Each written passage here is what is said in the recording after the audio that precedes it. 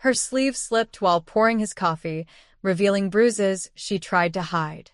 The maid stammered an excuse about being clumsy, but the Mafia boss noticed the fear in her eyes. What she didn't know, he'd just decided she was under his protection. And nothing would stop him from keeping that promise. Lorenzo De Luca didn't believe in coincidences. At 6:47 a.m., he sat in his study overlooking the Chicago skyline, reading through financial reports that would bore most people to tears. But Lorenzo wasn't most people.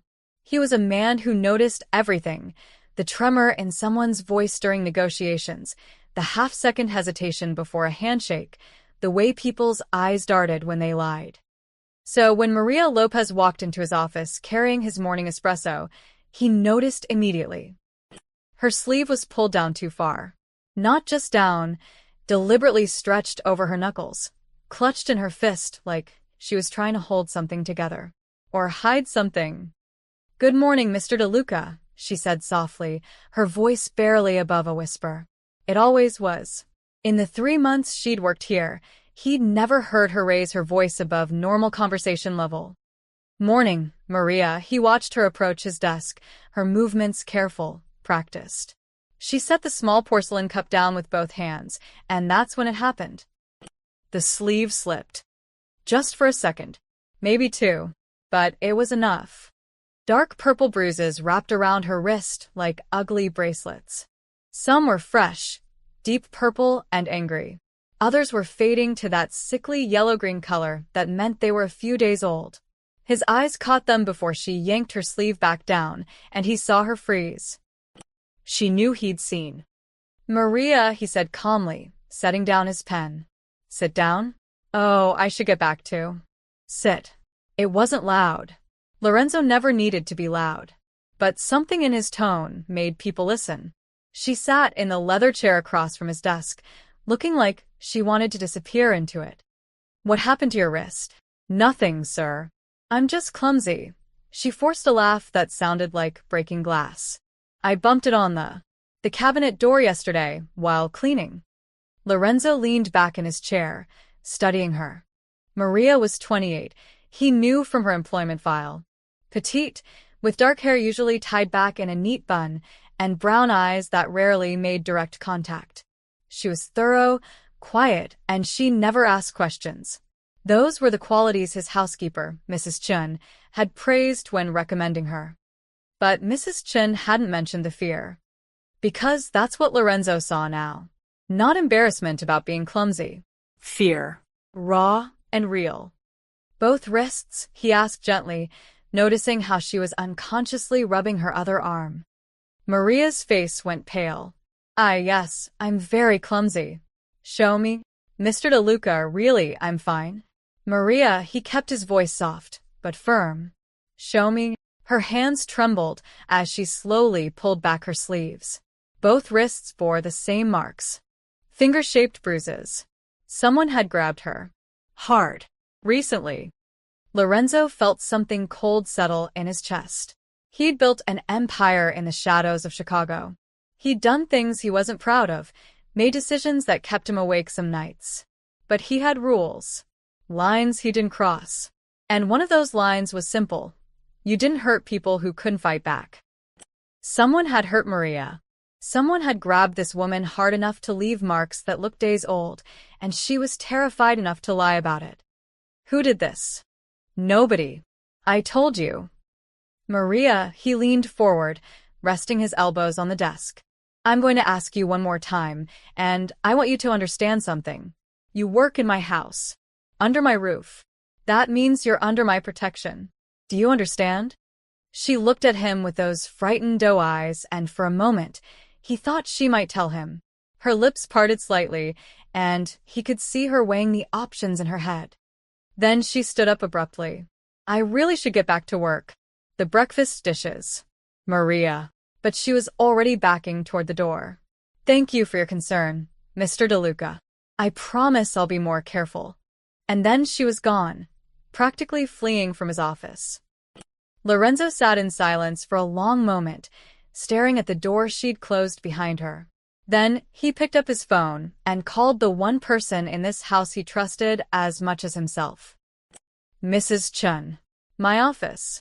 Now. 3 minutes later, his housekeeper appeared. Patricia Chun had worked for the DeLuca family for 30 years. She was 62, sharp as a blade, and one of the few people who wasn't afraid to tell Lorenzo when he was being an idiot. You bellowed, she said dryly, closing the door behind her. Maria. Tell me about her. Mrs. Chen's expression shifted immediately to concern. What happened? She's hurt. Bruises on both wrists. Finger marks. She's terrified, and she's lying about it. Jesus, Mrs. Chen sank into the chair Maria had just vacated. I didn't know. I swear, Lorenzo, I didn't know. What do you know about her personal life? Not much. She keeps to herself. I know she was married, but she's divorced now. She needed work badly when she applied, I could tell. Good references from her previous employer, a family on the North Shore. They moved to Connecticut, and she couldn't go with them. Why did she need work badly? Mrs. Chen shrugged. Divorce is expensive. She mentioned once that she was living with her sister temporarily, trying to get back on her feet. Lorenzo drummed his fingers on the desk. Find out where she goes after work. Don't follow her yourself, have Marco do it. Discreet. I want to know where she lives, who she talks to, and if anyone's bothering her. You think it's the ex-husband? I think someone grabbed her hard enough to leave bruises, and she's too scared to report it. He met Mrs. Chen's eyes.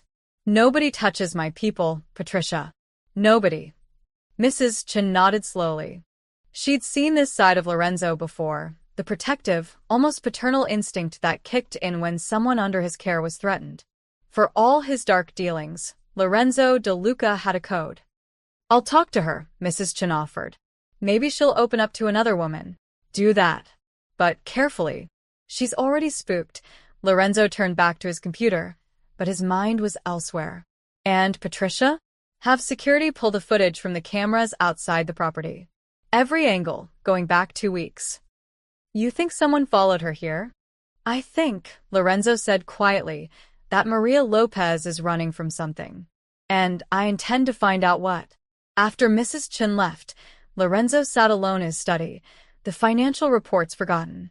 Outside his window, Chicago was waking up, people heading to work, living their normal lives, unaware of the darker currents that ran beneath the city's surface. Somewhere in the city, someone had hurt Maria, had grabbed her, scared her, made her afraid to ask for help. Lorenzo DeLuca picked up his phone again, this time calling his head of security. Tony, I need you to run a background check. Quietly. Maria Lopez, employed here as a maid. I want everything, where she lived, who she was married to, any police reports, restraining orders, anything that might explain why she's terrified. How fast do you need it? Lorenzo looked at the closed door of his office, remembering the fear in Maria's eyes. Yesterday. He ended the call and sat back in his chair. Outside, the sun was rising over Lake Michigan, painting the sky in shades of orange and gold. Inside Lorenzo's chest, something darker was rising too. Someone had made a mistake. They'd hurt someone under his protection. And Lorenzo DeLuca always made sure mistakes were corrected. Tony Messina had been Lorenzo's head of security for 12 years. He'd tracked down thieves, handled threats, and once found a rat in the organization before the man could do real damage. But searching for information on a scared maid? That was a first. By noon, he was knocking on Lorenzo's study door with a manila folder in hand. That was fast, Lorenzo said, gesturing him inside. It wasn't hard. Tony dropped the folder on the desk. His expression was grim. You're not gonna like it. Lorenzo opened the folder. Inside was a photograph of a man in a Chicago Police Department uniform. Broad-shouldered, sandy blonde hair, cold blue eyes, and a smile that didn't reach them. Officer Derek Mitchell, Tony said. Married Maria Lopez 6 years ago. Divorced finalized 8 months back. He's stationed at the 14th District.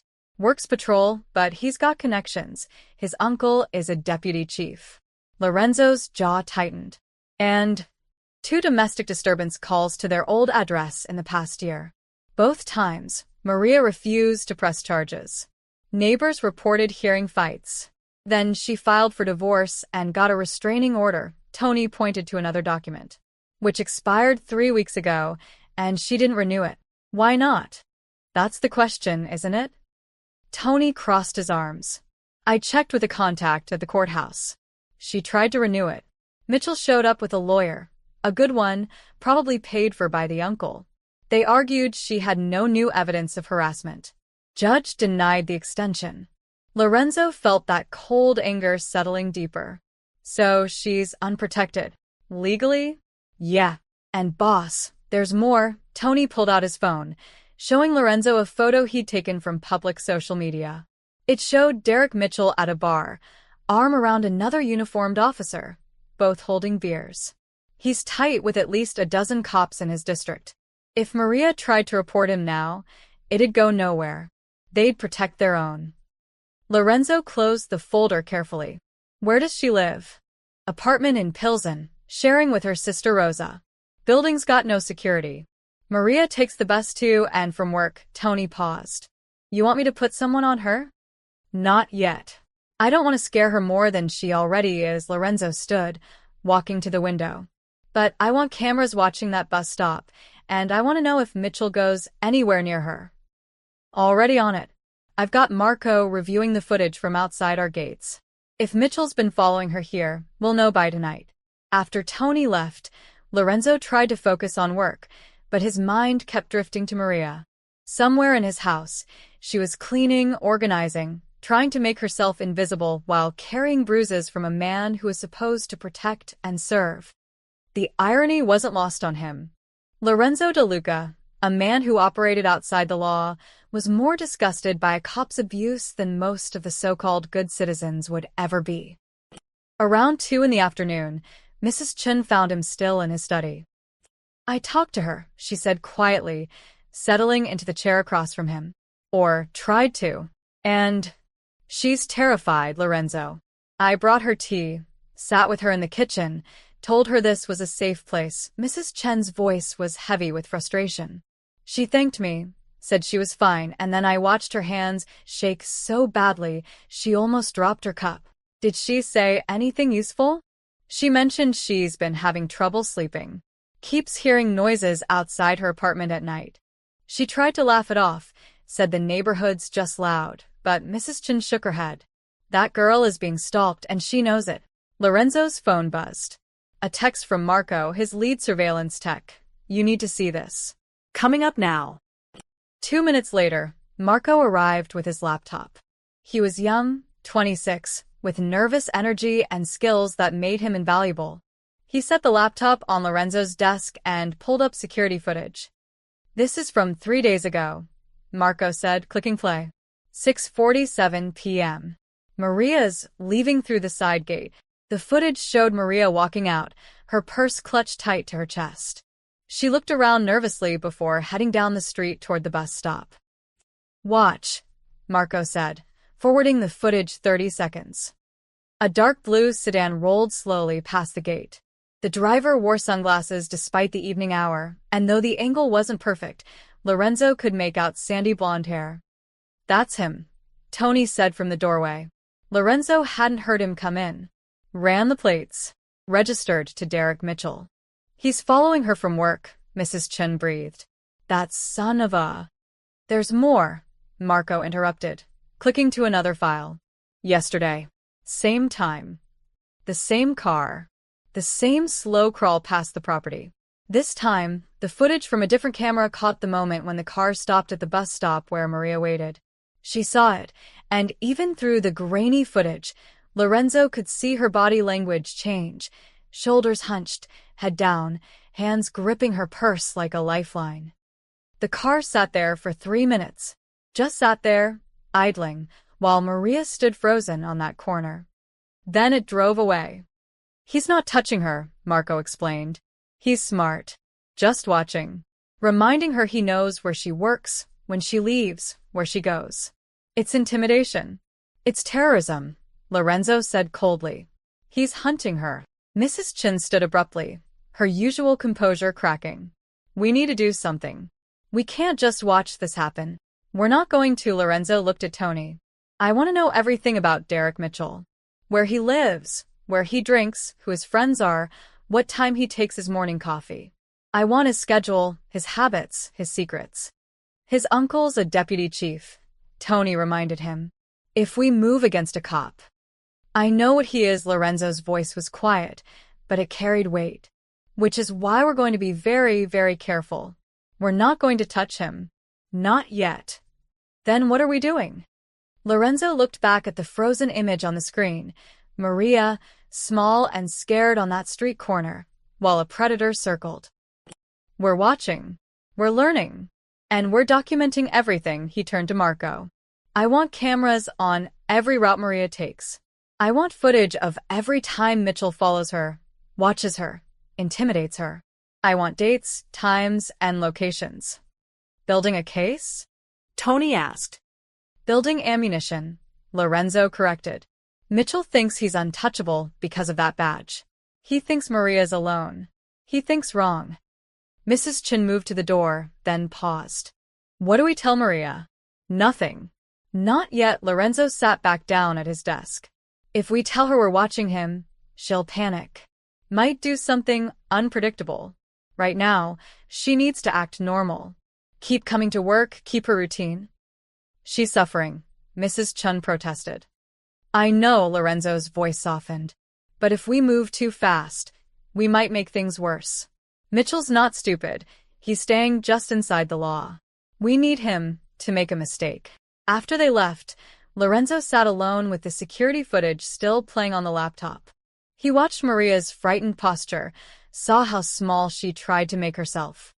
Derek Mitchell thought he could hurt someone with impunity because he wore a badge. He was about to learn that some shadows had teeth. That evening, Lorenzo sat in his private study, nursing a glass of whiskey he hadn't touched. The ice had long since melted. His eyes were fixed on the multiple monitors Marco had set up, showing different camera angles from around the property and nearby streets. At 6:43 p.m., his phone rang. Marco. Boss, you need to come down to the security room. Now. Lorenzo didn't ask questions. He took the elevator down to the basement level where his security operations were housed, a room most of his household staff didn't even know existed. Marco was there with Tony, both men's faces grim. 3 large monitors displayed paused footage. We went back further, Marco said without preamble. 2 weeks of footage from every camera we have access to, plus I hacked into the traffic cameras at the intersection near our property and the bus stop Maria uses. Show me, Lorenzo said, setting his glass down on the console. Marco clicked play on the first monitor. This is from 11 days ago. The footage showed a bus stop 3 blocks from Lorenzo's mansion. Maria stood there alone, checking her phone. Then the blue sedan appeared, pulling up to the curb. Derek Mitchell got out, still in his police uniform. Maria saw him and immediately started walking away, fast. Mitchell followed. Watch, Marco said quietly. The traffic camera caught what happened next. Mitchell caught up to Maria, grabbed her arm, spinning her around. Even without audio, Lorenzo could see she was pleading with him. Mitchell leaned in close, saying something, his grip on her arm visible and tight. When Maria tried to pull away, he grabbed her other arm too. Lorenzo's hands curled into fists. The confrontation lasted maybe 90 seconds. Then Mitchell released her suddenly, got back in his car, and drove away. Maria stood there on the sidewalk, trembling, rubbing her arms. The bruises. The ones Lorenzo had seen that morning. This is where they came from. There's more, Tony said. Show him Tuesday. Marco switched to another file. Different angle, same bus stop, but this time it was raining. Maria had an umbrella, and she was practically running to the stop. Mitchell's car was already there, waiting. This time when he got out, he didn't wait for her to see him. He intercepted her, blocking her path. She tried to go around him. He moved with her, backing her against the bus shelter. His hand came up, not hitting, but pointing, jabbing toward her face as he spoke. Threatening.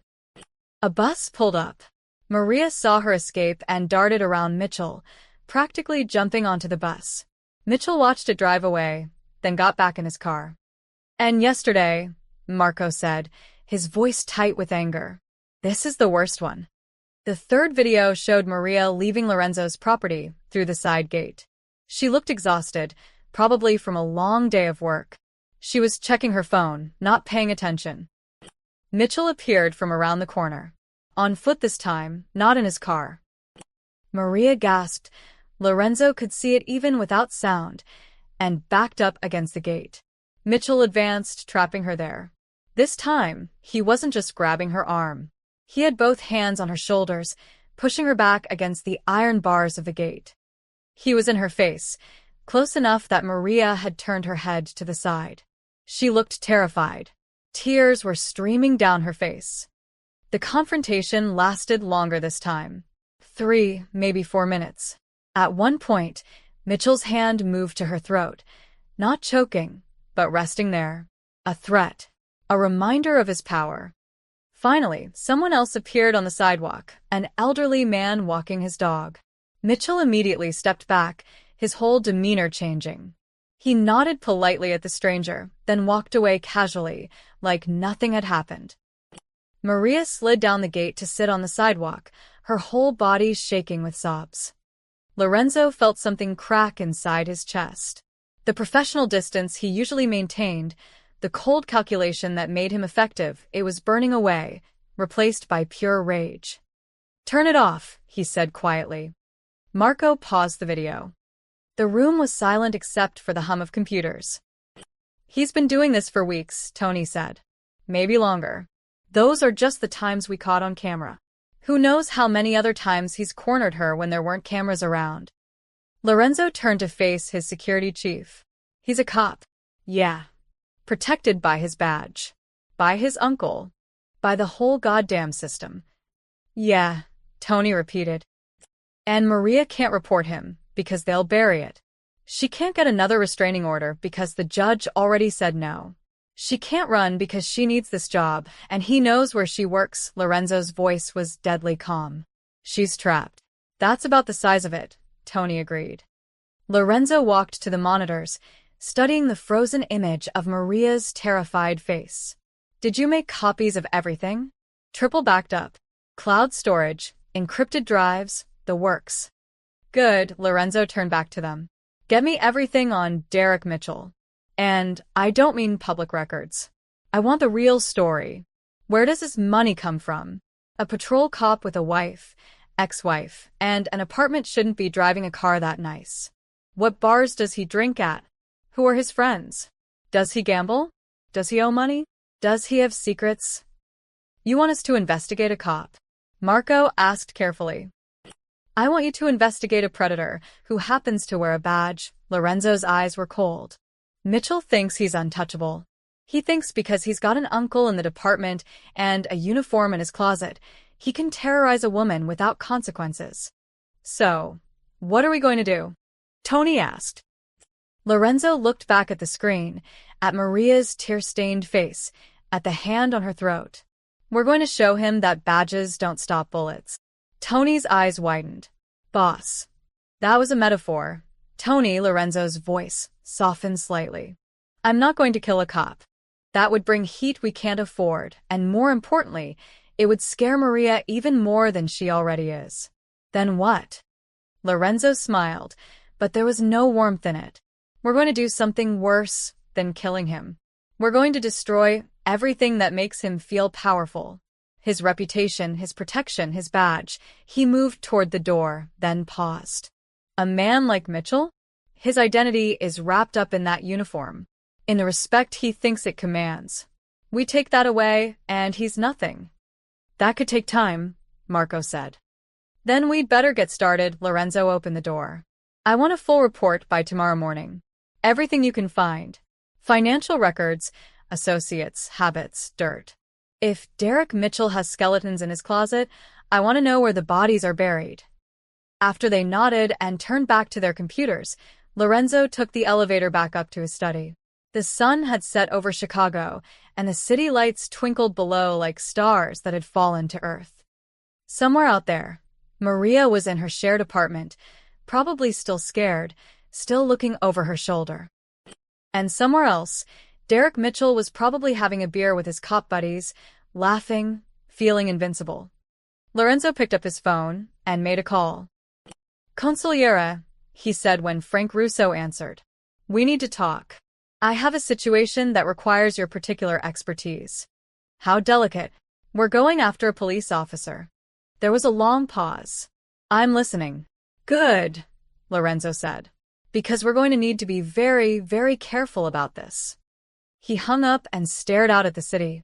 Derek Mitchell had made a crucial mistake. He'd hurt someone under Lorenzo De Luca's protection. Now it was time to teach him what happened when you cross the wrong shadow. The next morning, Lorenzo found Maria in the library, dusting bookshelves with mechanical precision. She moved quietly, like she was trying not to disturb the silence itself. "Maria," he said softly from the doorway, "can you come to my office, please?" Her whole body went rigid. The duster fell from her hand. I'm not finished here yet, Mr. De Luca. I can come later if..." "Now, please," he kept his voice gentle, but firm. "It's important." She followed him down the hallway, like someone walking to their execution. Her hands were clasped together, so tightly her knuckles were white.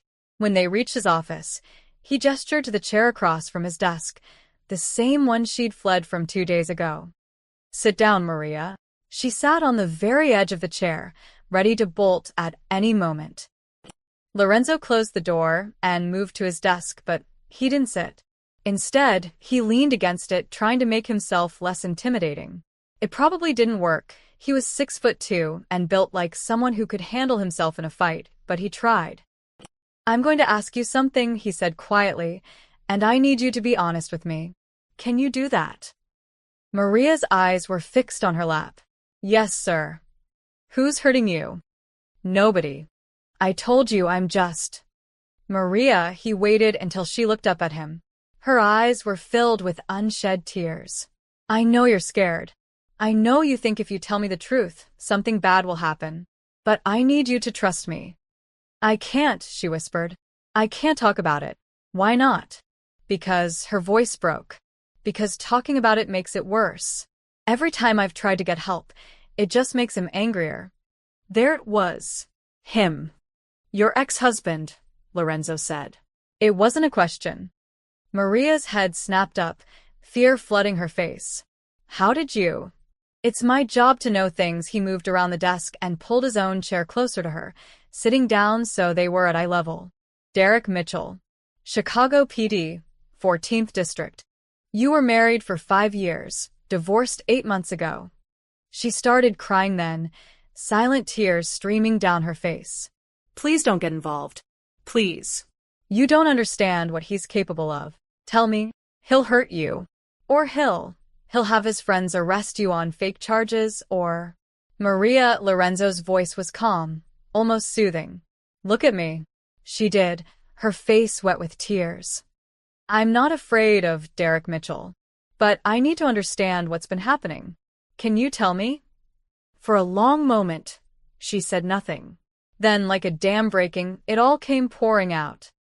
"He won't leave me alone," she sobbed. "I thought when the divorce was final, I'd be free. I got a restraining order, I moved in with my sister, I changed my phone number. But he always finds me. He waits at the bus stop. He follows me to work. He shows up outside Rose's apartment at 2 in the morning and just sits there in his car, watching." Lorenzo felt his jaw tighten, but he kept his expression neutral. "Have you tried to report him?" "Yes." The word came out like a cry of frustration. "I tried. I went to his station. You know what they said?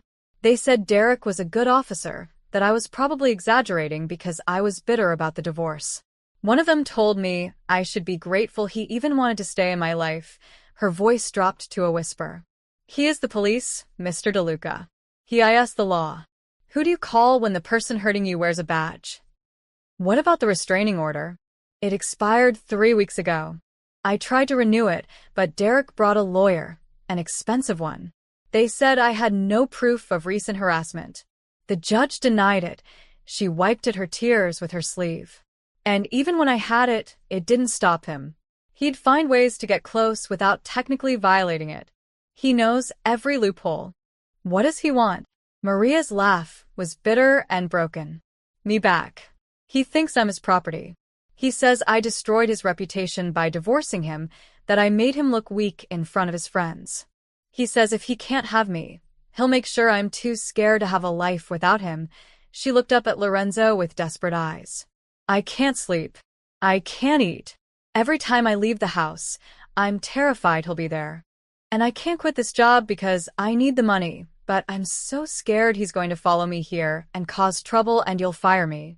Stop, Lorenzo's voice cut through her panic. I'm not going to fire you, but…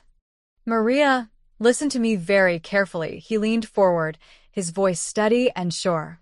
You work in my house. You are under my protection. That means something. Do you understand? Mr. DeLuca, you can't fight the police. I'm not fighting the police. I'm protecting someone who works for me from a man who's abusing his power. He stood up and walked to the window, hands in his pockets. Derek Mitchell thinks he's untouchable because of that badge. He thinks he can terrorize you because you have nowhere to turn. I don't, Maria said quietly. I don't have anywhere to turn. Lorenzo turned back to face her. Yes, you do. You have here. You have me. Why? The question came out small and confused. Why would you help me? I'm just a maid. Because what he's doing is wrong, Lorenzo said it simply, like it was the most obvious thing in the world.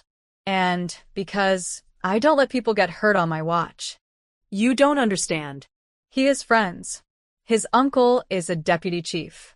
If you try anything… Maria, Lorenzo moved back to his chair and sat down, looking directly into her eyes. I'm going to tell you something, and I need you to believe me. Derek Mitchell will never touch you again. I don't make promises I can't keep. She stared at him, searching his face for any sign of doubt or deception. How can you promise that? Because, Lorenzo said quietly, I'm very good at what I do. What if he retaliates? What if he comes after you? Let me worry about that. But, Maria, his voice was gentle but firm. All I need from you is to keep coming to work. Act normal. Don't do anything different. Can you do that? You want me to just pretend everything's fine while he's out there? For now, yes. I know that's hard. But I need you to trust me. He stood up and walked to his desk, pulling out a business card and writing something on the back. This is my private cell phone number. If Mitchell approaches you, if you feel unsafe, if anything happens, you call me immediately. Day or night.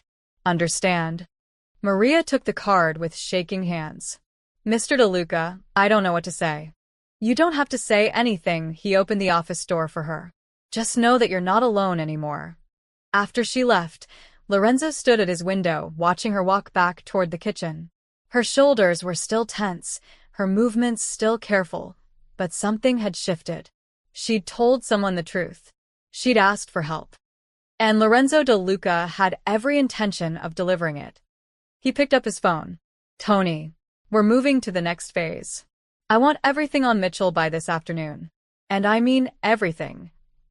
Frank Russo arrived at the mansion at 3 o'clock that afternoon, walking into Lorenzo's study with the confidence of a man who'd been the family's consigliere for 20 years. He was 60, silver-haired, sharp-eyed, and had kept the DeLuca organization out of federal prison more times than anyone could count. You want to go after a cop, Frank said without preamble, settling into the leather chair. Have you lost your mind? Good afternoon to you too, Frank. Lorenzo poured them both a scotch. And I don't want to go after him. I have to. No, you don't. Frank took the glass but didn't drink. You want to. There's a difference. Walk me through this. Lorenzo handed him the manila folder. Frank opened it, studying Derek Mitchell's photograph with the practiced eye of someone who'd evaluated threats for decades. Cop. Young. Connected. Frank looked up.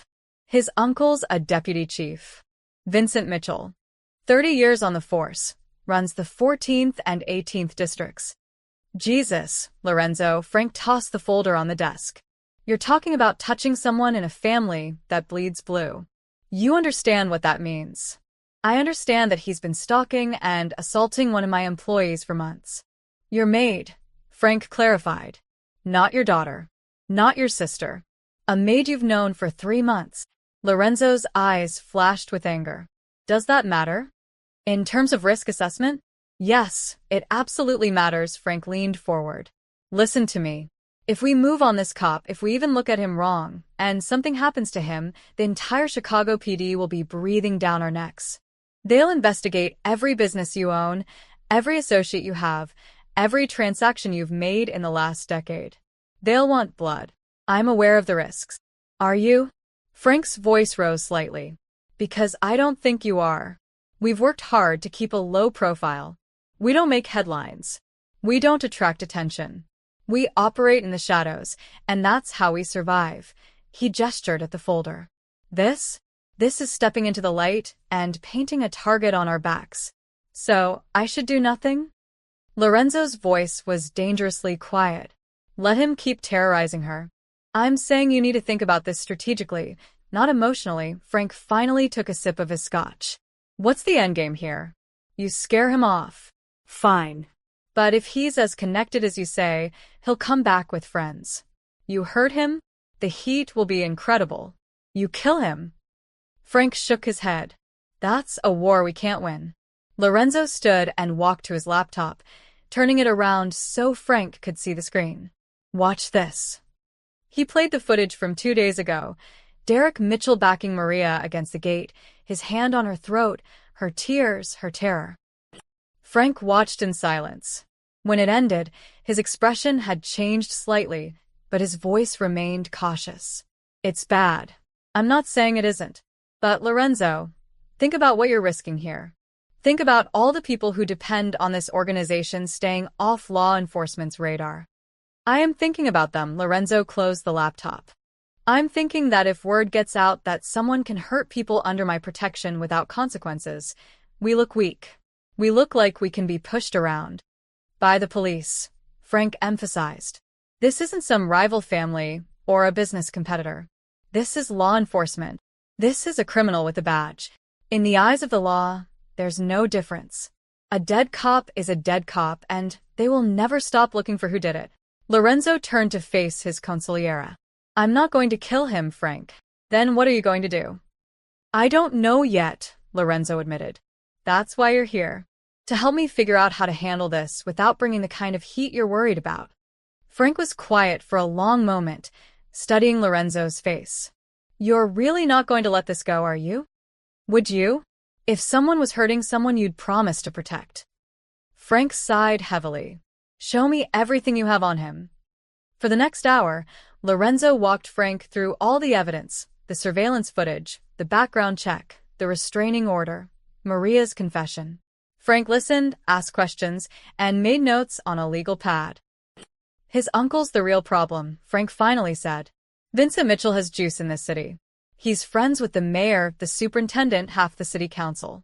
If we go after Derek and the uncle gets involved, we're talking about institutional protection.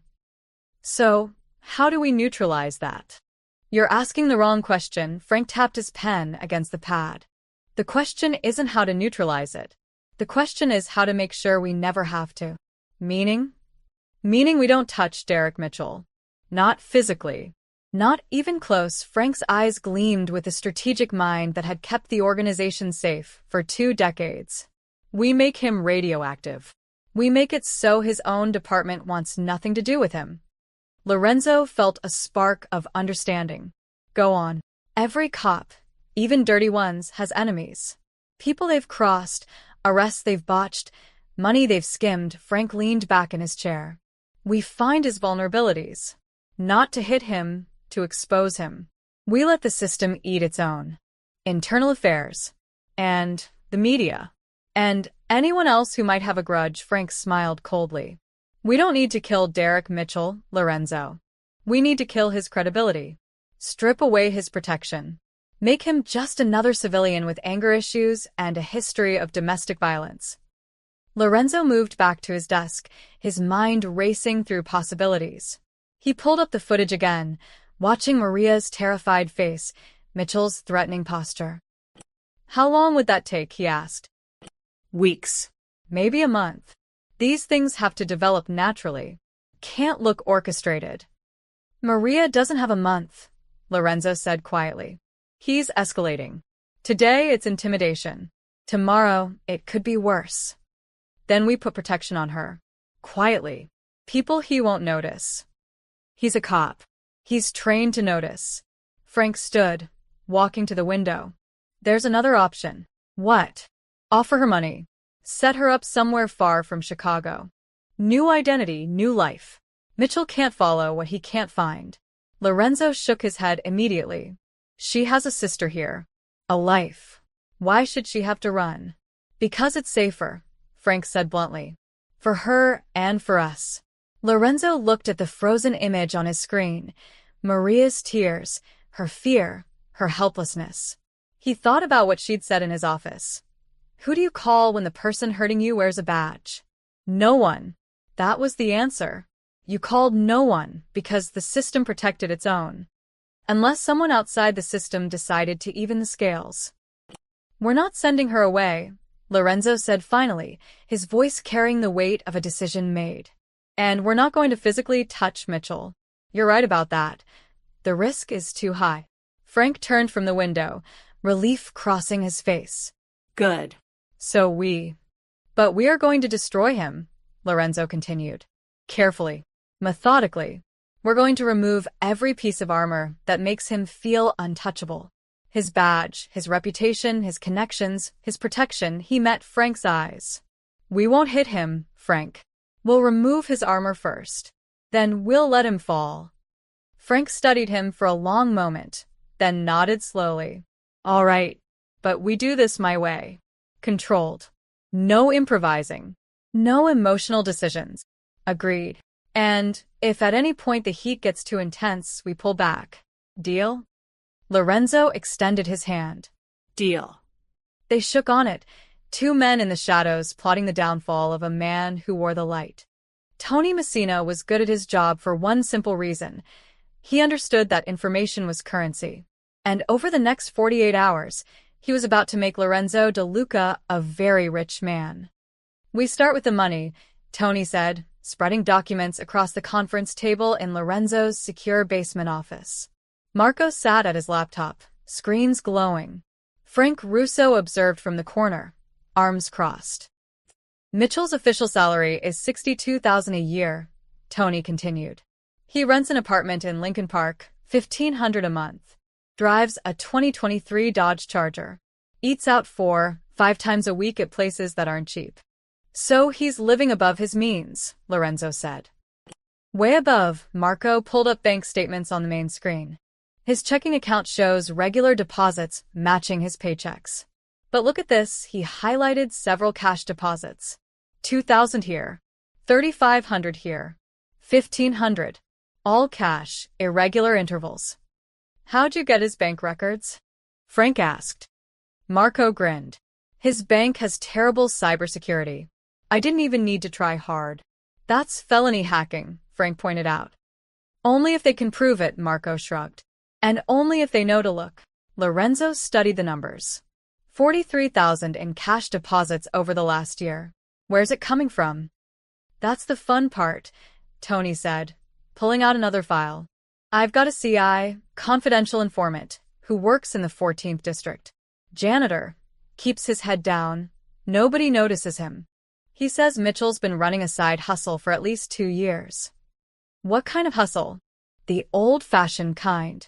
Traffic stops in nice neighborhoods.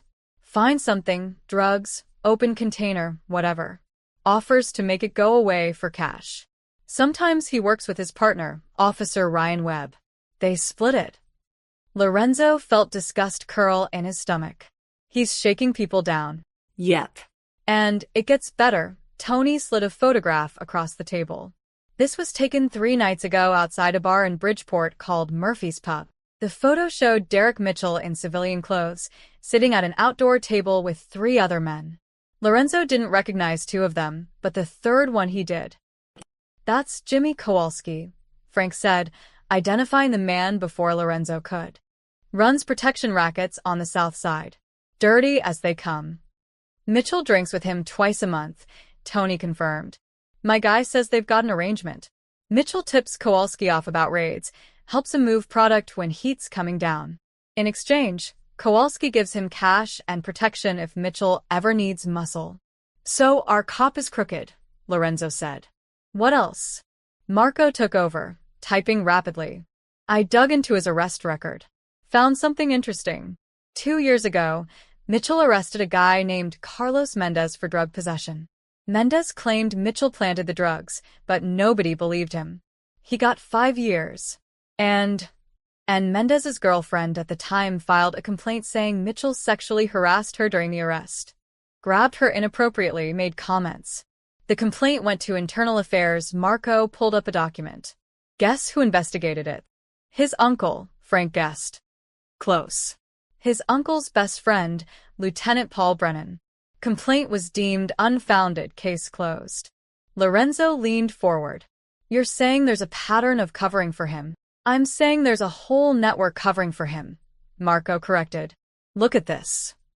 He pulled up a web diagram on the screen, showing connections between different officers.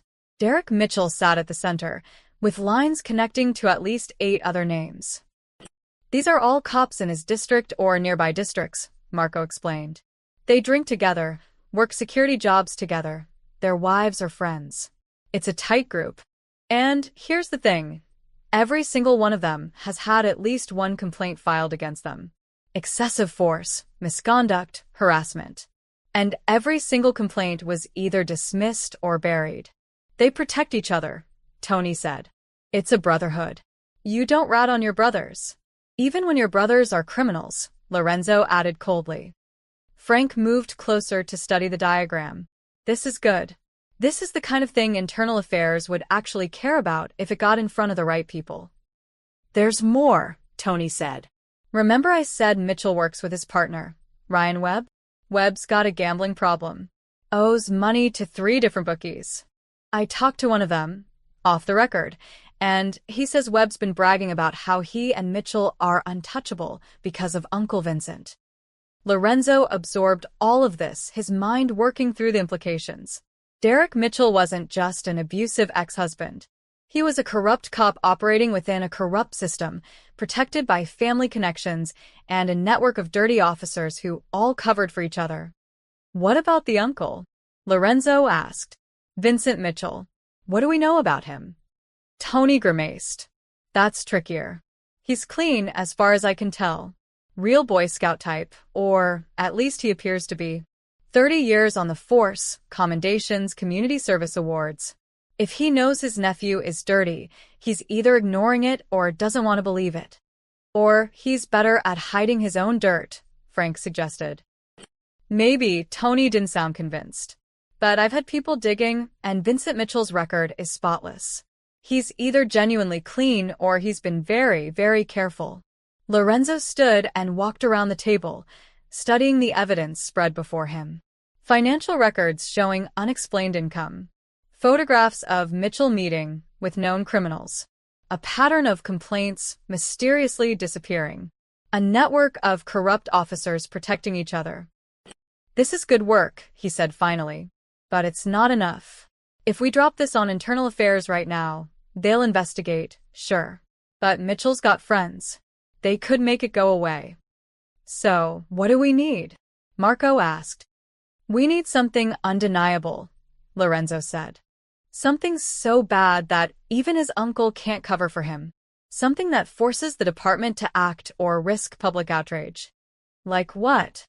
Lorenzo thought about Maria's tear-stained face, about the hand on her throat, about how many other women Mitchell might have hurt over the years.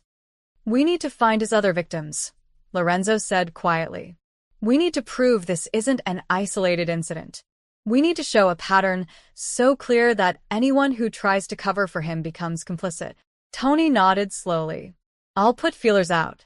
See if anyone else has complained about him, officially or unofficially. And keep digging into his finances, Lorenzo added. Every cash deposit, every unexplained expense. Build a timeline. If he's been dirty for 2 years, prove it month by month. What about surveillance? Marco asked. You want me to keep eyes on him? Absolutely.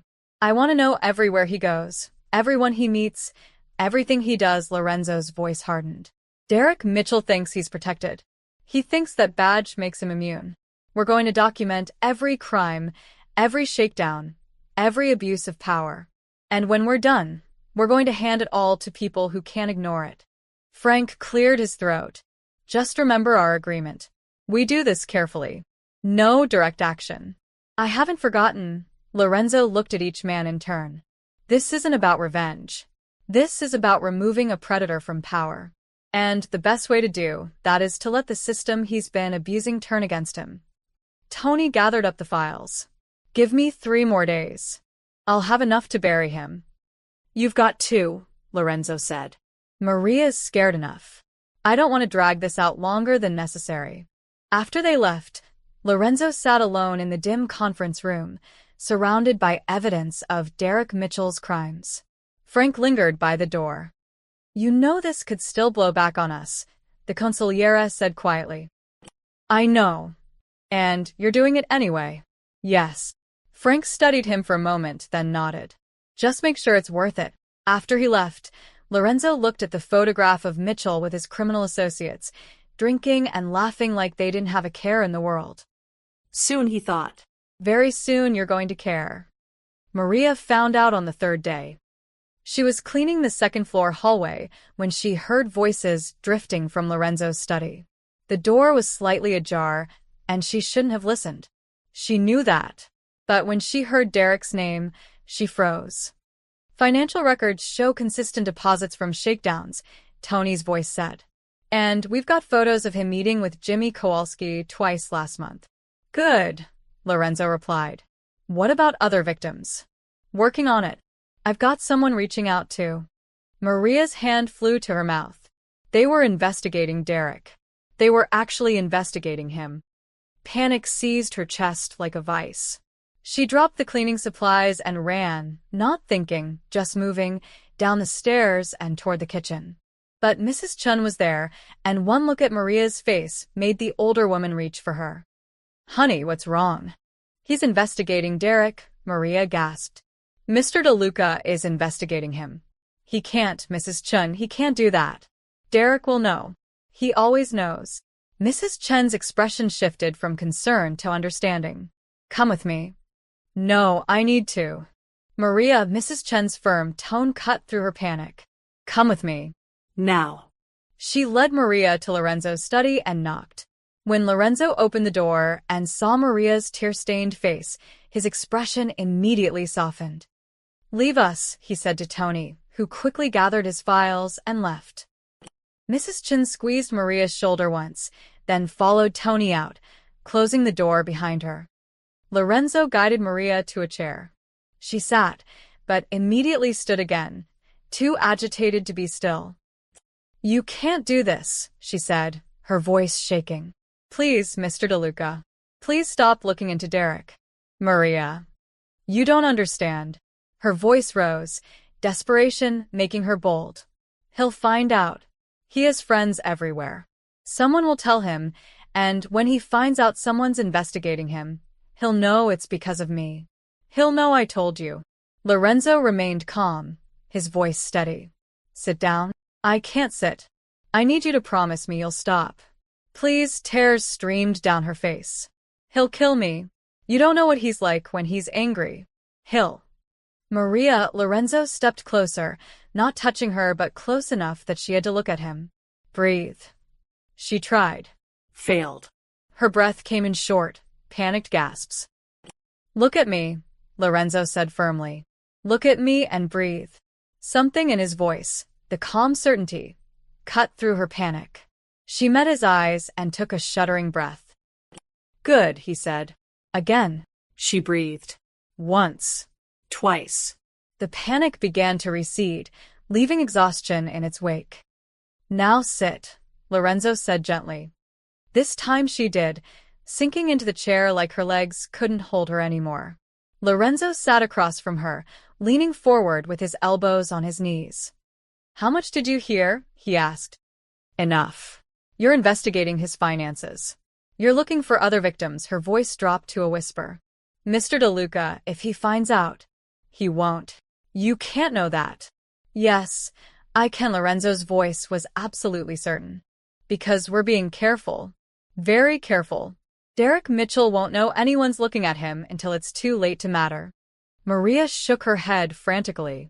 You don't understand how connected he is. His uncle is a deputy chief. I know. And Derek has friends throughout the 14th district who cover for him. I know that too. Lorenzo's expression was calm, almost gentle. Maria, I wouldn't have started this if I couldn't finish it safely. There is no safe. She stood again, pacing. Don't you see? Every time I've tried to get help, it's made things worse. When I filed the restraining order, he followed me for 2 weeks straight. When I went to his station to complain, he showed up at my sister's apartment that same night. He always escalates. Always. That's because before, you were alone, Lorenzo said quietly. She stopped pacing. What? You were alone, Maria. Fighting a system designed to protect him.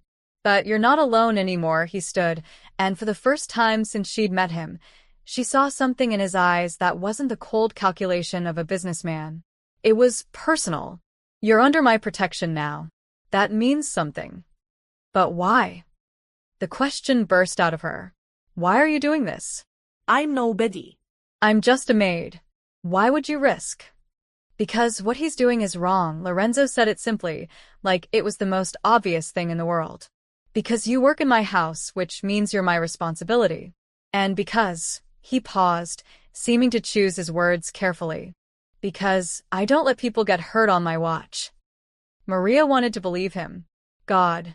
She wanted to believe him so badly it hurt. But fear was a living thing inside her chest, clawing and desperate. You don't know what you're starting, she whispered.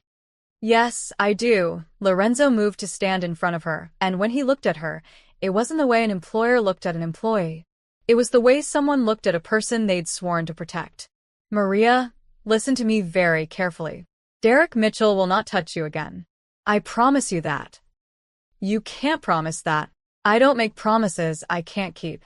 The certainty in his voice made something crack inside her chest.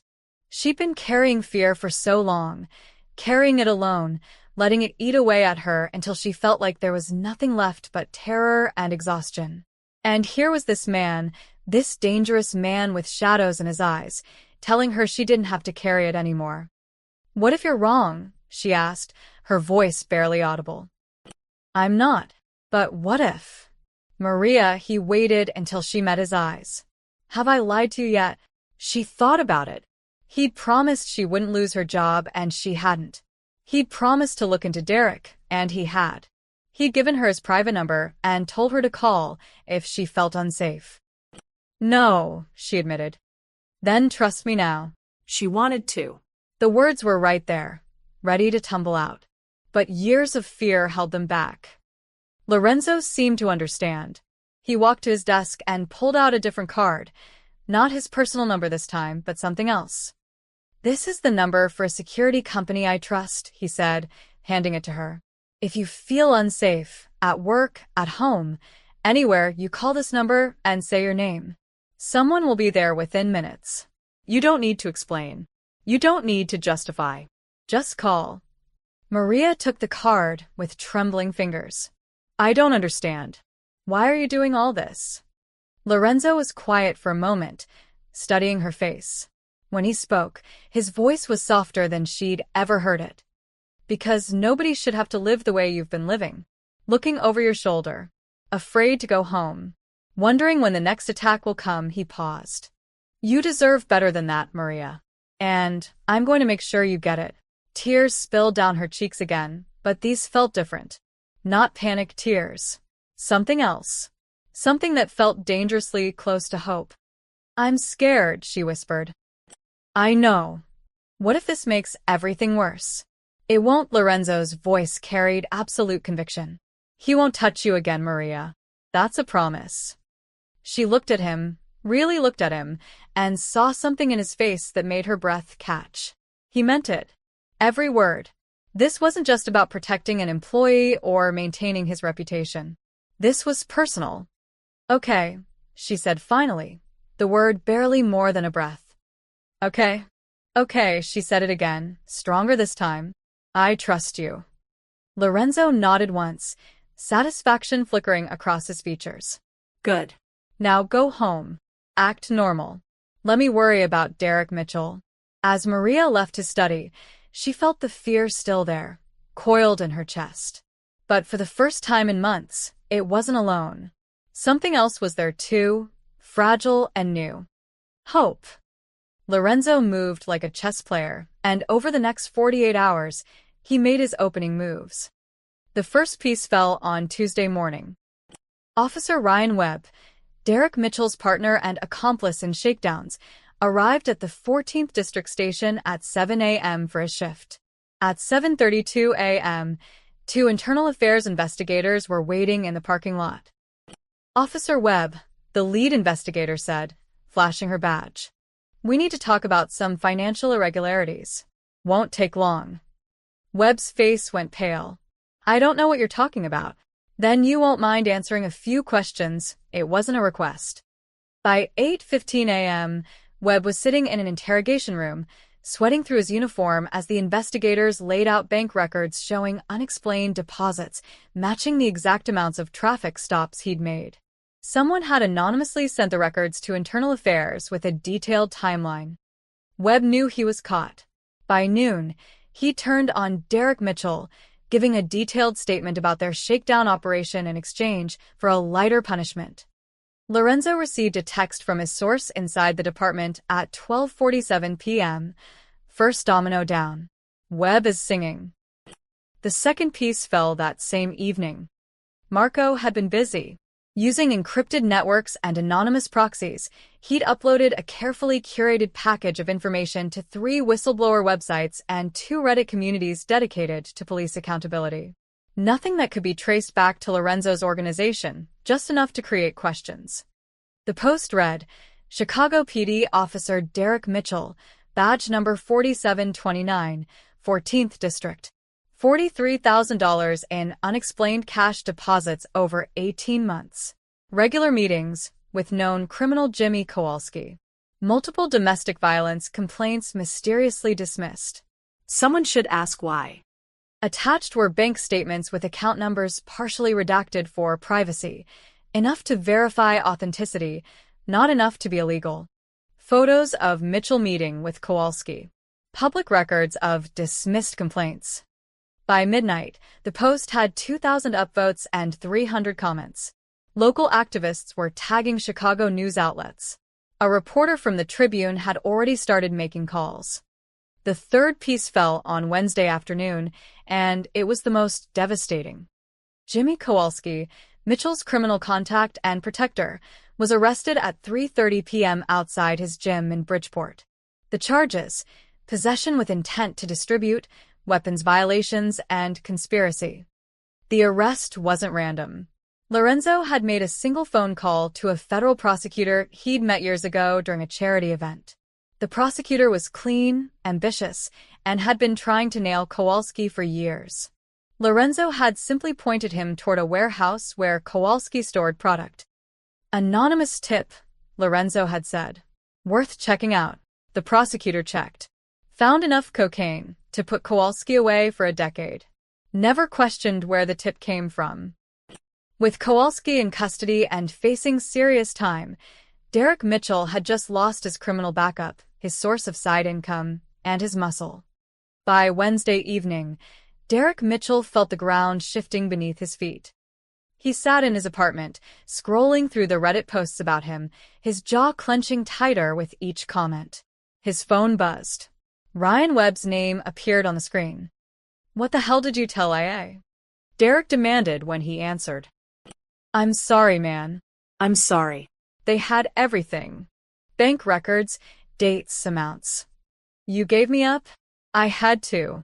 They were going to charge me with. Derek hung up.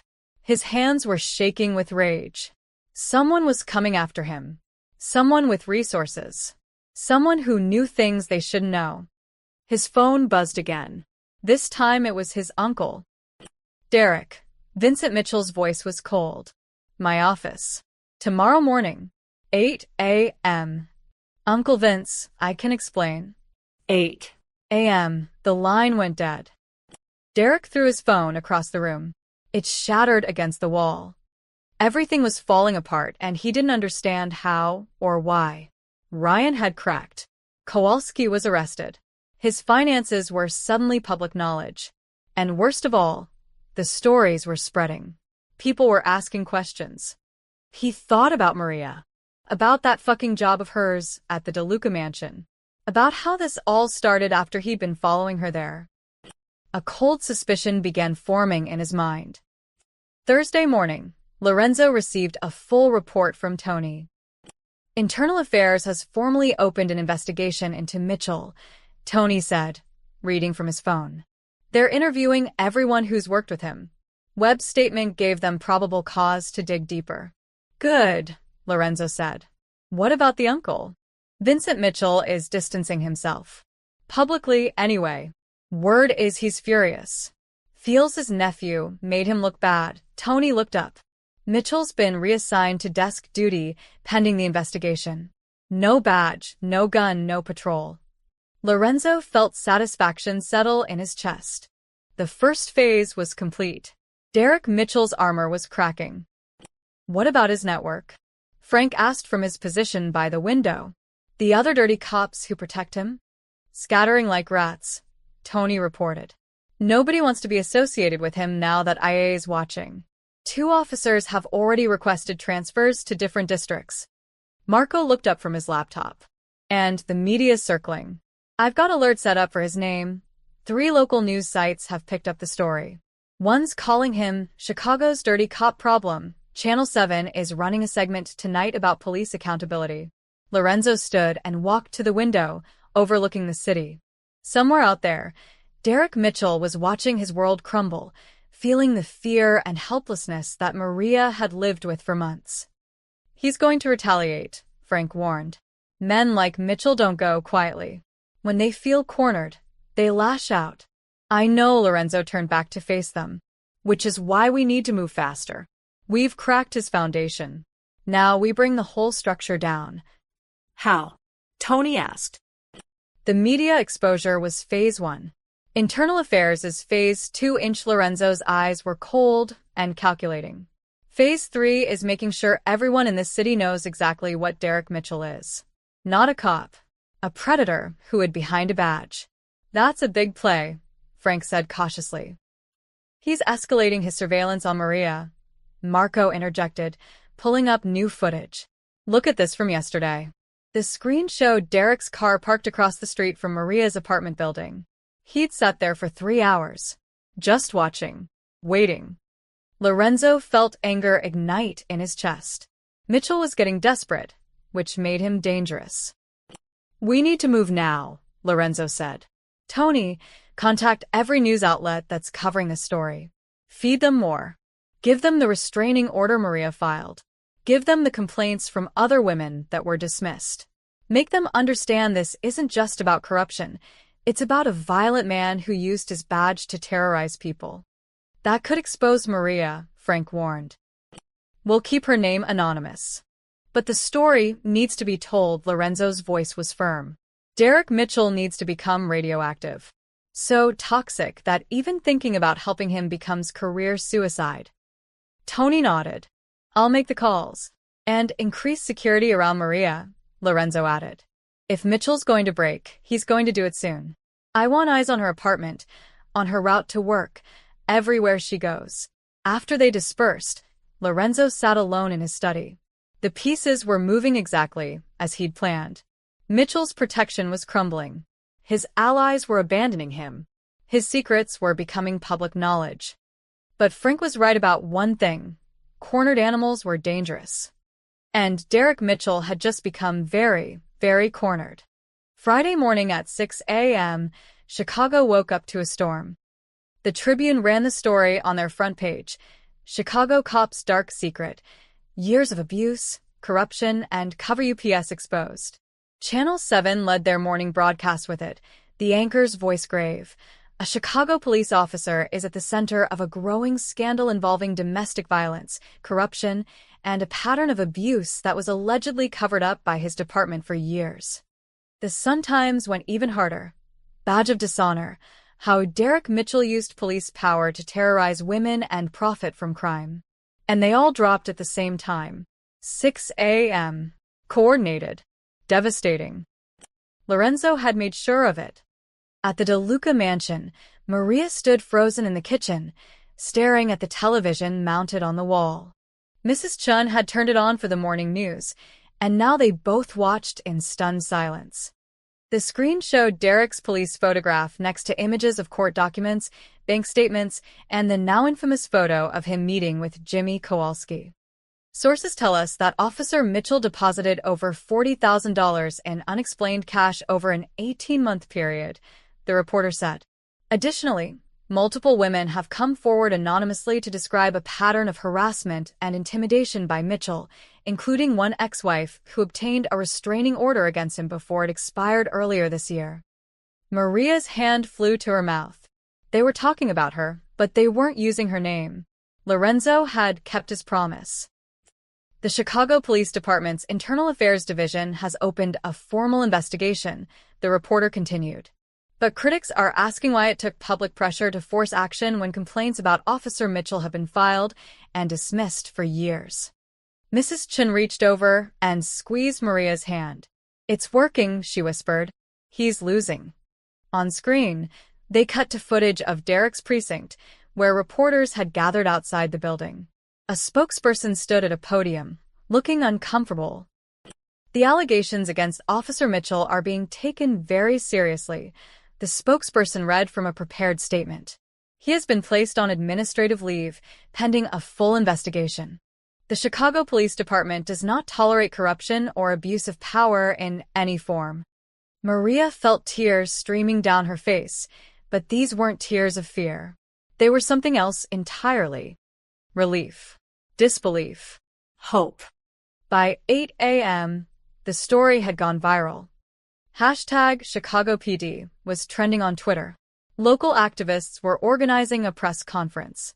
The mayor's office was fielding calls from angry citizens demanding accountability. And in the 14th District Station, Derek Mitchell's former colleagues were in full panic mode. "This is a disaster," one sergeant muttered to another in the break room. "If they dig deeper, they're going to find all of us." "Nobody talk to reporters," another officer warned. "And nobody defend Mitchell. He's radioactive now. Anyone who goes near him is going down with the ship." The union representative who'd planned to defend Mitchell suddenly had scheduling conflicts. The lawyer his uncle had hired returned his retainer. The officers who used to drink with him twice a week weren't returning his calls. Derek Mitchell had become a pariah overnight. At City Hall, Deputy Chief Vincent Mitchell sat in his office with his head in his hands. His phone wouldn't stop ringing: reporters, internal affairs, the superintendent, the mayor's office. Everyone wanted answers. His nephew had destroyed his reputation. 30 years of service, and now people were questioning whether Vincent had been covering for Derek all along. "I didn't know," he kept saying to anyone who would listen. "I didn't know the extent of it." But the truth was more complicated. He'd known Derek had problems. He'd known about the complaints. He'd just never wanted to believe his nephew was capable of being this corrupt. Family loyalty had made him blind. Now that loyalty was costing him everything. By noon, the story had expanded beyond Chicago. CNN picked it up. So did MSNBC. How one police officer's abuse of power reveals systemic failures in law enforcement accountability became the narrative. Social media exploded with commentary. Police accountability advocates held up Derek Mitchell as a perfect example of why reform was necessary. Defenders of law enforcement scrambled to distance themselves from him, emphasizing that he represented a tiny minority of bad cops. Everyone had an opinion. Everyone wanted to talk about it.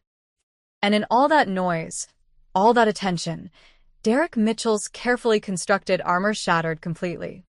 At 2:17 p.m., Lorenzo received the call he'd been waiting for. "He's been formally suspended," Tony reported. "No badge, no gun, no access to the precinct." The superintendent made the announcement an hour ago. They're calling it suspension without pay pending criminal investigation. Criminal investigation? Lorenzo repeated, satisfaction evident in his voice. The FBI's getting involved. That meeting with Kowalski triggered federal interest. They're looking into corruption, racketeering, possible civil rights violations. Tony sounded almost gleeful. Boss, they're going to tear his life apart looking for evidence. Lorenzo closed his eyes, letting the news sink in. It had worked. Every piece had fallen into place exactly as planned. What about his precinct? Frank asked from across the desk. Mass panic, Tony confirmed. Officers are requesting transfers. IA is interviewing everyone who ever worked with Mitchell. Nobody wants to be associated with him. 3 of his buddies have already lawyered up. Marco pulled up news coverage on the monitor. Every channel was covering it. Derek Mitchell's face was everywhere, always next to words like corrupt, abuser, disgrace. How's Maria taking it? Frank asked. Lorenzo had checked on her earlier. She'd been in the kitchen with Mrs. Chun, watching the news with tears streaming down her face. When she'd seen him, she'd just whispered, "Thank you." She's processing, Lorenzo said simply. This is a lot. It's about to get worse for Mitchell, Marco said, pulling up his laptop. The floodgates have opened. I'm seeing posts from people claiming Mitchell harassed them during traffic stops. A woman just posted on Facebook that he threatened her when she tried to file a complaint. People who were too scared to speak up before, they're speaking up now. Lorenzo watched the stories multiply across social media. Derek Mitchell hadn't just terrorized Maria. He'd been doing it for years, to multiple people, and now they all felt safe enough to tell their stories. The thing about predators, Frank observed quietly, is they never have just one victim. They have a pattern. We just helped make that pattern visible. At 4 p.m., Maria knocked on Lorenzo's study door. Come in, he called. She entered slowly, looking smaller than usual in her simple work clothes. But when she met his eyes, Lorenzo saw something different there. The constant fear that had haunted her features was still present, but it was beginning to fade, replaced by something that looked almost like peace. I watched the news, she said softly. All day. Everyone's talking about him. Yes. They're saying he's going to be arrested. That the FBI is investigating, her voice wavered. Is it really over? Lorenzo stood and moved around his desk. Not yet, but we're close. He can't hurt you anymore, Maria. He has no badge, no authority, no protection. He's just a man now, and men can be held accountable. She nodded, fresh tears spilling down her cheeks. I never imagined anyone could actually stop him. You're safe now, Lorenzo said firmly. That's what matters. Maria looked at him for a long moment, then did something unexpected. She stepped forward and hugged him, quick and impulsive, then pulled back immediately, looking embarrassed. I'm sorry, I shouldn't have. It's fine, Lorenzo said gently. You're welcome.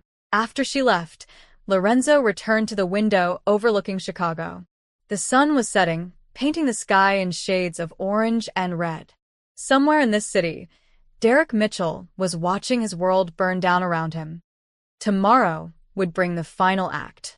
Derek Mitchell had been drinking since noon. His apartment was a disaster. Empty beer bottles on the counter, his phone shattered against the wall, the TV playing endless loops of his public humiliation. Every channel, every site, his face everywhere, labeled a predator, a corrupt cop, a disgrace. By 6 p.m. Saturday evening, rage had burned through the alcohol, leaving something cold and desperate behind. This was Maria's fault. All of it. If she hadn't divorced him, hadn't run away, hadn't gotten that job with whoever the hell was protecting her now, none of this would have happened. She destroyed his life, and she was going to answer for it.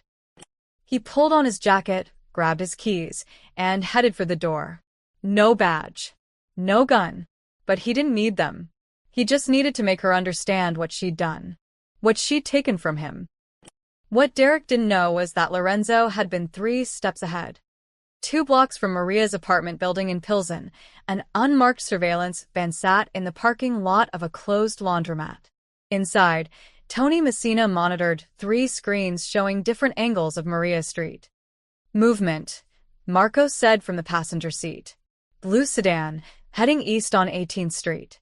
Tony leaned forward, squinting at the screen. That's him. You sure? Positive. Same car he's been using to stalk her. Tony picked up his phone and made a call. He's moving.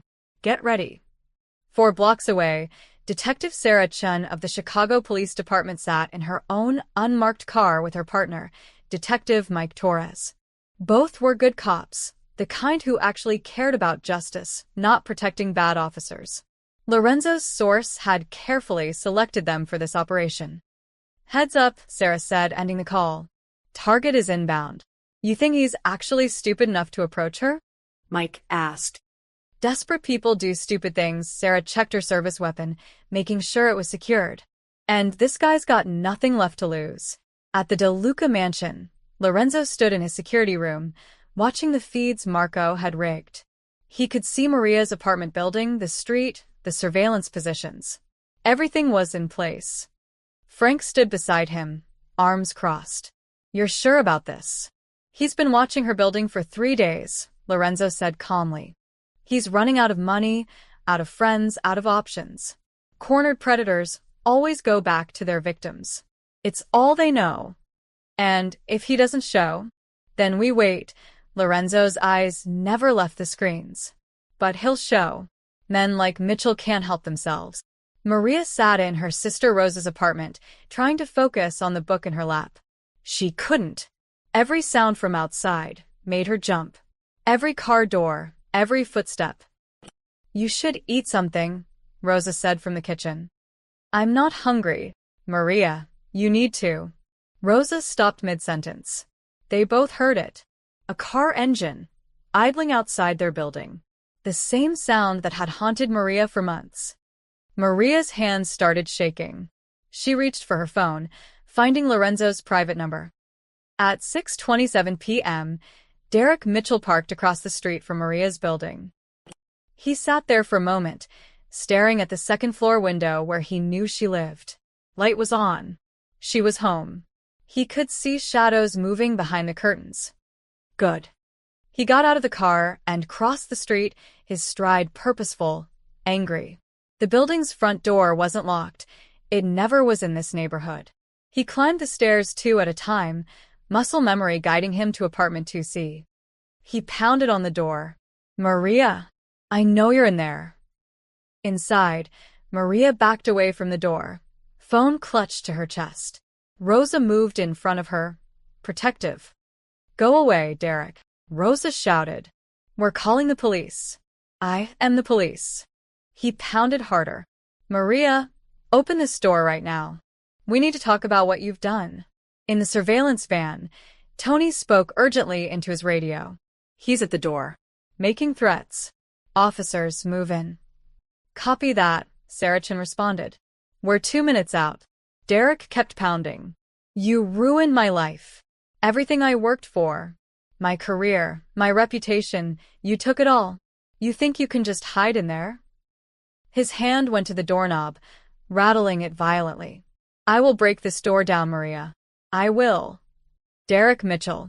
Sarah Chen's voice cut through his threats like a blade. She stood at the top of the stairs with her partner, both with badges visible, both with their hands near their weapons. Step away from the door. Now. Derek spun around, his face contorting with rage. You don't understand. I understand you're violating a harassment order and making terroristic threats, Sarah interrupted. Hands where I can see them. There's no restraining order. It expired.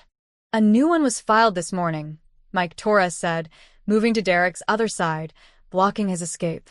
Emergency protective order, granted by Judge Williams at 10 a.m. You were served by email, which you've apparently ignored. Derek's face went white. I never got.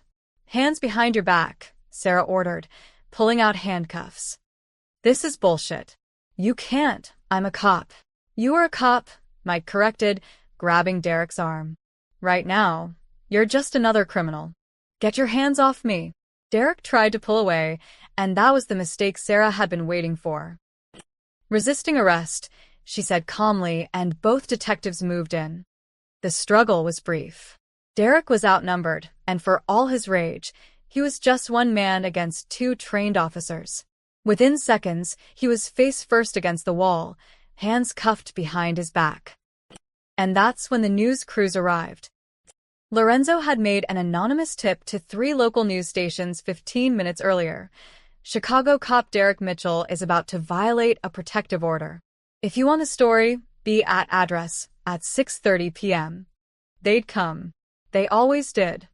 Channel 7's camera caught Derek being walked out of the building in handcuffs, screaming obscenities. Channel 5 got footage of him being pushed into the back of the patrol car, still shouting about how this was all a setup, how he was being framed. The Sun-Times photographer captured the perfect shot.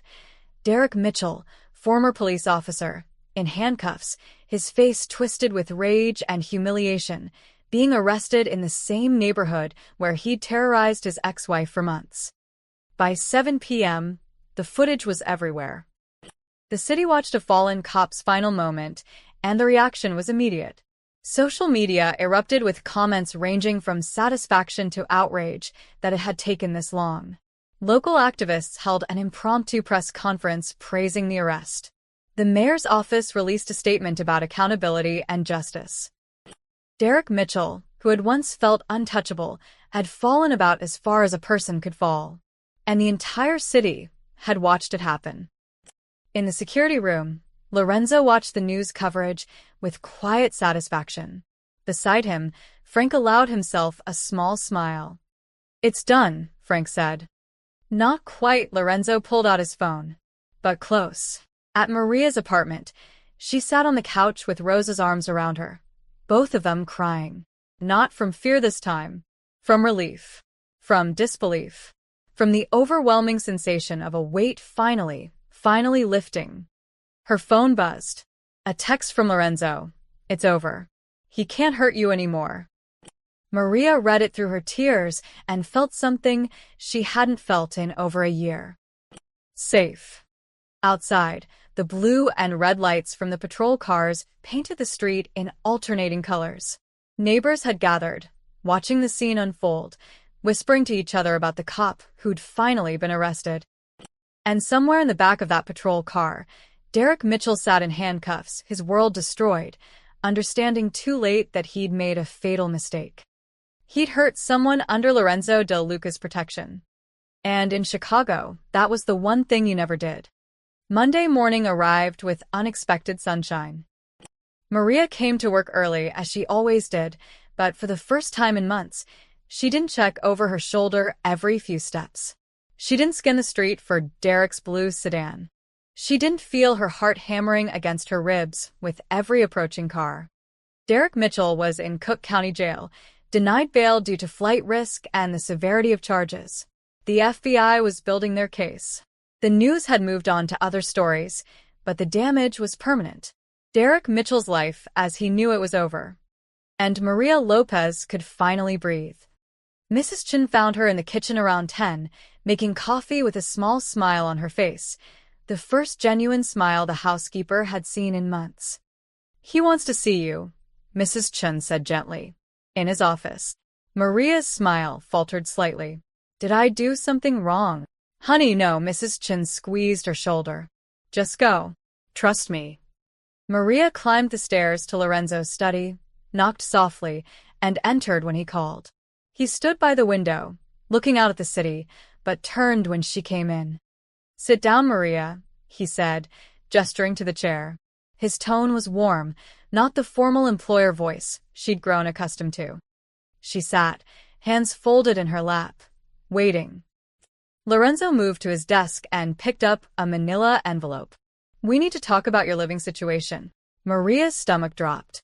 "I know Rosa's apartment isn't ideal, but I'm saving money for my own place. I just need a few more months." "Maria," Lorenzo's voice was gentle. "I'm not asking you to leave your sister's place because it's a problem. I'm asking you to consider an alternative." He opened the envelope and pulled out a set of keys, setting them on the desk between them. "What are these?" she asked quietly. "Keys to an apartment in Lincoln Park. 2 bedrooms, secure building with a doorman and camera system. 24-hour security." He slid the keys toward her. It's yours if you want it. Maria stared at the keys like they might bite her. Mr. DeLuca, I can't afford. It's already paid for. 3 years up front, he pulled out papers. The lease is under a property management company I own. Your name doesn't appear anywhere on public records. Derek wouldn't be able to find it even if he tried.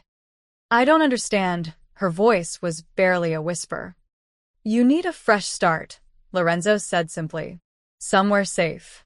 Somewhere Derek Mitchell's shadow doesn't reach, he paused. Rosa is welcome too, if she wants to move with you. It's a 2-bedroom for a reason. Maria's eyes filled with tears. Why are you doing this? Lorenzo leaned back in his chair, studying her. Because you deserve to feel safe in your own home. Because you've spent too long looking over your shoulder, his voice softened. Because no one in this house gets hurt. Ever. That includes after they leave for the day. The tears spilled over. I can't accept this. It's too much. It's already done. Lorenzo's tone was final, but not unkind. The apartment is there whether you take it or not. But I hope you will. Mr. DeLuca. There's more. He pulled out another document. I've arranged for private security. Nothing obvious. You won't even notice them most of the time. But there will be someone watching, making sure you're safe. At least for the next few months, until we're certain Derek isn't a threat anymore. Maria pressed her hands to her face, overwhelmed. I don't know what to say. You don't have to say anything. Lorenzo stood and walked around the desk, leaning against it so he was closer to her level. Maria, you came to work for me 3 months ago. You did your job well, never complained, never asked for anything. When I learned someone was hurting you, it became my responsibility to fix it. But you've already done so much. The investigation, the arrest, you've given me my life back. And now I'm giving you the space to build a new one. Lorenzo's expression was serious but warm. You've been surviving for so long. It's time to start living. The tears came harder now, and Maria didn't try to stop them. She cried for everything, for the fear she'd carried, for the relief of watching Derek arrested, for the overwhelming kindness of this man who barely knew her but had risked so much to help her. Lorenzo handed her a tissue and waited patiently while she composed herself. I don't know how to thank you, she said finally, her voice thick with emotion. Then don't. Lorenzo pushed the keys closer to her. Just take the apartment. Be safe. Be happy. That's all the thanks I need. Maria picked up the keys with shaking hands, feeling their weight. They felt like more than just metal. They felt like possibility. Like freedom. Rosa will be thrilled, she said with a watery laugh. She's been talking about moving somewhere safer. Good. Lorenzo returned to his chair. Take the rest of the day off. Go see the place. If you need anything, furniture, supplies, whatever, Mrs. Chun has a company credit card. Get what you need. Mr. DeLuca, I can't. Maria, he looked at her with those dark eyes that had once intimidated her, but now just felt protective.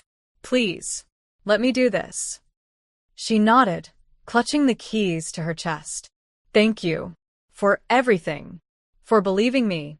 For protecting me. For her voice broke. For caring. Of course I cared. Lorenzo said it like it was obvious. You work in my house. That makes you family in a way. And I protect my family. Maria stood on shaky legs and moved toward the door, then paused. She turned back to face him.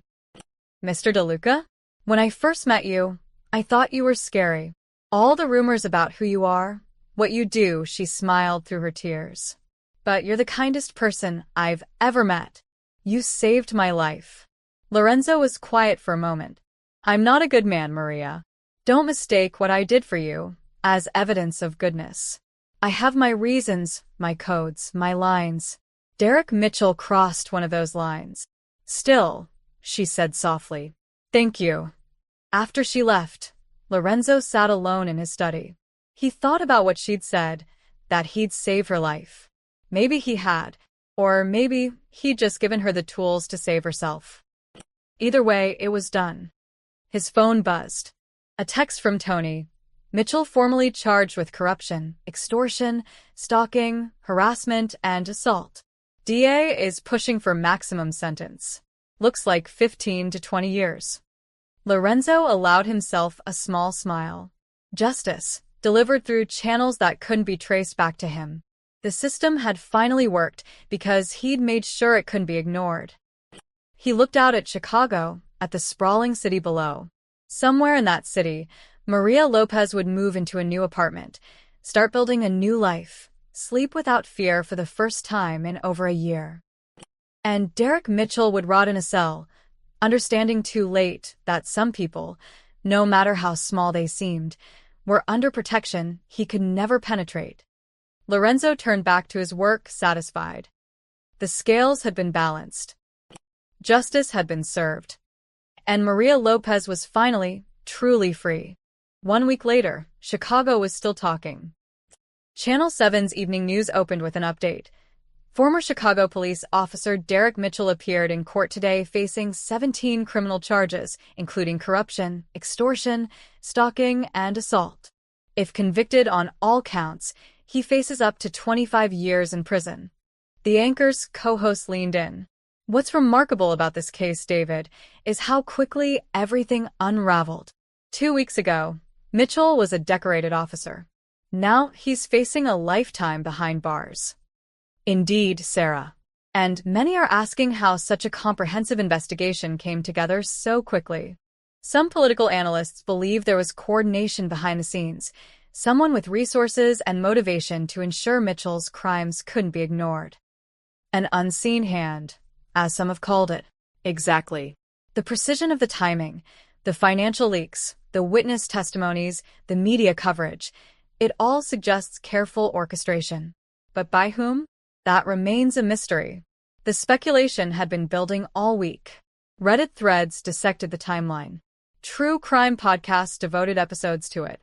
Everyone had theories about who had brought down Derek Mitchell with such surgical precision. But no one had proof. No one could trace it back to a source. That was the point. At the 14th District Station, the atmosphere remained tense. 3 more officers had been suspended pending investigation. The FBI had expanded their probe into the entire precinct. Deputy Chief Vincent Mitchell had taken early retirement, his reputation permanently tarnished by his nephew's crimes. The message was clear. The blue wall of silence had cracks now. And those cracks were letting in light. In Lincoln Park, Maria Lopez stood in her new apartment, still hardly believing it was real. The morning sun streamed through large windows overlooking a tree-lined street. The furniture Lorenzo had arranged to be delivered sat perfectly placed. Everything was clean, new, safe. Rosa emerged from the second bedroom, grinning. "I still can't believe this is ours." "For 3 years," Maria said, shaking her head in wonder. 3 years, paid for. "He's a good man, your Mr. DeLuca." Maria thought about that. Good wasn't quite the right word for Lorenzo. But protective? Honorable in his own way? Absolutely. At 7:30 a.m., Maria left her new apartment and walked to the bus stop. No one followed her. No blue sedan appeared. No shadow of fear crawled up her spine. For the first time in over a year, Maria Lopez walked through Chicago without looking over her shoulder. The doorman had greeted her warmly. A jogger passed by with a friendly nod. A woman walking her dog smiled good morning. Normal interactions. Normal life. Maria felt tears prick her eyes, but refused to let them fall. She was done crying. Done being afraid. Done letting Derek Mitchell take up space in her head. She was free. At the DeLuca mansion, Lorenzo stood on his private balcony overlooking the sprawling grounds and the city beyond. The morning air was crisp, autumn approaching. He held a cup of coffee he'd made himself, a rare moment of solitude before the day began. His phone buzzed. A text from Tony. Mitchell's lawyer tried to negotiate a plea deal. DA said no. They're going to trial. They want to make an example of him. Lorenzo smiled faintly and pocketed the phone. "Admiring your work?" Frank Russo's voice came from behind him. The consigliere stepped onto the balcony, his own coffee in hand. "Ensuring it's complete," Lorenzo corrected. "The city's buzzing. Everyone wants to know who took down the untouchable cop. Let them wonder." Frank leaned against the railing, studying Lorenzo's profile. You know this sets a precedent. Word will get out, not the details but the message. That you protect your people. Good. You're not worried that we'll make you a target? Every victim with a powerful abuser might come knocking. Lorenzo was quiet for a moment, considering. Then they'll know where to find help. Frank chuckled softly. You're becoming sentimental in your old age. I'm 37. And getting soft, but there was no criticism in Frank's tone. Only observation. They stood in comfortable silence, watching the city wake up. Somewhere out there, Maria was on a bus, heading to work without fear. Somewhere in Cook County Jail, Derek Mitchell was beginning to understand that his life, as he knew it, was over. And somewhere in Chicago's police stations, dirty cops were looking over their shoulders, wondering if they'd be next. The news is calling it divine intervention, Frank said. An act of justice that came out of nowhere. Not nowhere, Lorenzo said quietly. It came from someone who refused to accept that badges make people untouchable. Who understood that sometimes the system needs help doing what's right. And if anyone traces it back to you? Lorenzo's expression hardened slightly. They won't. We were careful. Every leak was anonymous. Every tip was untraceable. Every piece of evidence was legally obtained or from sources that can't be connected to us. You sound very sure. I am. Lorenzo took a sip of his coffee. Because we didn't do anything illegal, Frank. We didn't touch Derek Mitchell. We didn't plant evidence. We didn't threaten witnesses.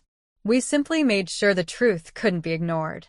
By applying pressure in all the right places. By ensuring justice was served. Frank raised his cup in a mock toast. To justice, then. And to sending messages without saying a word. Lorenzo didn't respond, but his slight smile said enough. The balcony door opened again. Mrs. Chun poked her head out. Maria just arrived. She wanted me to tell you she got the apartment settled and thanks you again. How does she seem? Lorenzo asked. Happy. Mrs. Chen's smile was warm. Genuinely happy. I haven't seen her like this since she started working here. After Mrs. Chun retreated inside, Lorenzo turned back to the city view. From here, Chicago looked peaceful, orderly. But he knew better. Beneath the surface ran currents of power, corruption, violence. People who hurt others and hid behind institutions. But sometimes, very rarely, those currents met resistance. Sometimes the shadows pushed back. Lorenzo De Luca had sent a message to Chicago, though few would ever know he sent it. The message was simple but absolute. Touch what's mine, and even the law won't protect you. He'd shown that badges could be stripped, that protection could be removed, that predators could be exposed, no matter how powerful they seemed. And most importantly, he'd shown one terrified woman that she didn't have to face her demons alone. Lorenzo finished his coffee and turned back toward his study. There was work to do, businesses to run, problems to solve, an empire to maintain. But for now, for this moment, he allowed himself satisfaction. Maria Lopez was safe. Derek Mitchell was destroyed. And Chicago would remember, even if they didn't fully understand, that some people, some very dangerous people, had lines you simply didn't cross. The city whispered about unseen hands and mysterious justice. Lorenzo De Luca simply got back to work.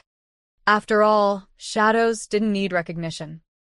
They just needed to keep protecting what mattered. The end.